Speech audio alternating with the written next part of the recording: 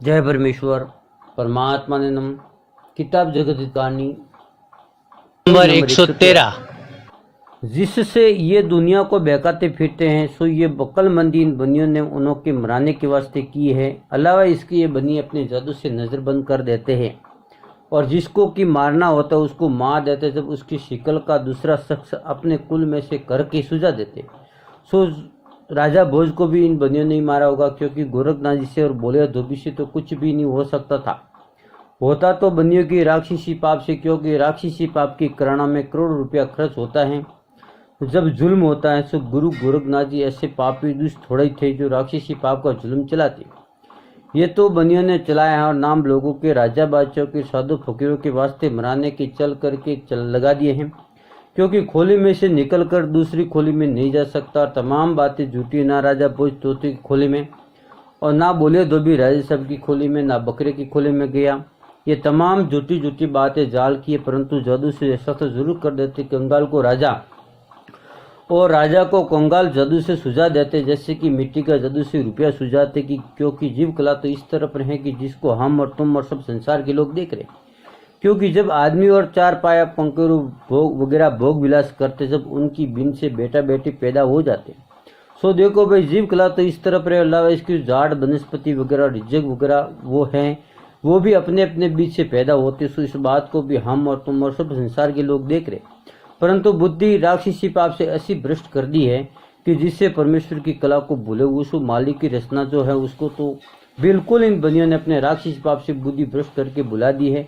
और जो कि राक्षसी पाप से संसार की बुद्धि फेर के दिखलाते उसको मालिक की कुदरत और रचना समझते हैं। सो ये राक्षसी पाप से होता है कि जिस तरह से जीव कला रावण ने भुला दी थी, कि जो रावण की राक्षसी पाप का वर्तमान सूझता था, सो तमाम दुनिया भूल गई थी, क्योंकि जो रावण के वर्तमान को भी परमेश्वरी कला जानते थे। उसी तरह से इन बनियों ने भी रावण से कई गुना ज्यादा राक्षसी पाप के जुल्म करके संसार के लोगों को सुझाते हैं। सो अब रावण की तरह से बनियों की कला को परमेश्वर की कुदरत जानते। सो भाइयों, ये परमेश्वर कुदरत नहीं है, ये बनियों का राक्षसी पाप है।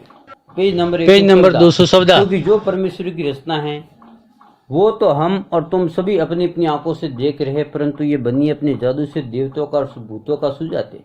सो ये तो कुल राक्षसी पाप है, क्योंकि उसकी कुदरत ऐसी है कि जो उसकी कुदरत से हर एक चीज पैदा होती है, जिसको हम और तुम सब संसार के लोग अपनी अपनी आंखों से देखते हैं। क्योंकि परमेश्वर की कला चानी नहीं है, क्योंकि सब जीवा जंतु की आदमी वगैरह की औलाद होती है, जिनको सभी अपनी अपनी आंखों से देखते हैं। सो ये आवागमन ये कि जिसकी औलाद है, जो कि बीज है, वो जीव कला और जो कि गुप्ती पाप दुनिया के नाम का 84 लाख कुंडे के ऊपर कराते हैं।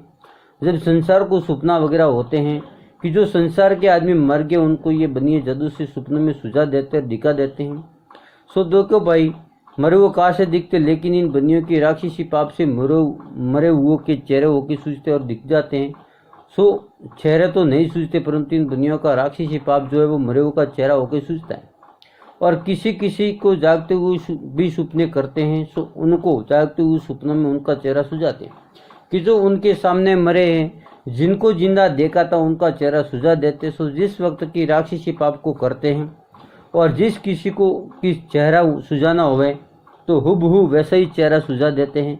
कि जिस शख्स को जैसा जिंदा देखा था वैसा ही बाद मरने को उस शख्स को ये बनिए राक्षसी पाप से जागते सपने दिखा देते हैं। जब सपने के देखने वाले संसार में सपनों की बातें कहने को लग जाते हैं कि मैंने फलाने शख्स को देखा है कि जो मर गया, सो इन बनियों ने अपने राक्षसी पाप से हजारों को भूत प्रेत वगैरह बना दिया है। सो जागता सपना है कि नींद में और जागते में सुझाते हैं। और ये सौदागर बच्चे अपने जादू के जोर से भूत प्रेत का नाम लगाकर हजारों आदमियों को मार देते हैं। सो ये संसार के लोग भुलाने के लिए तरह तरह का बहाना चल लगा देते हैं।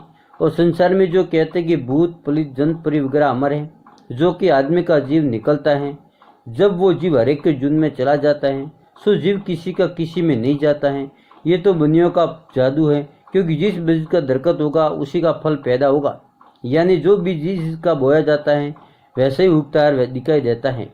बस यही आवागमन है, क्योंकि आदमी के बीच से आदमी होता है और जानवर के बीच से जानवर होता है। जय परमेश्वर परमात्मा ने नमः।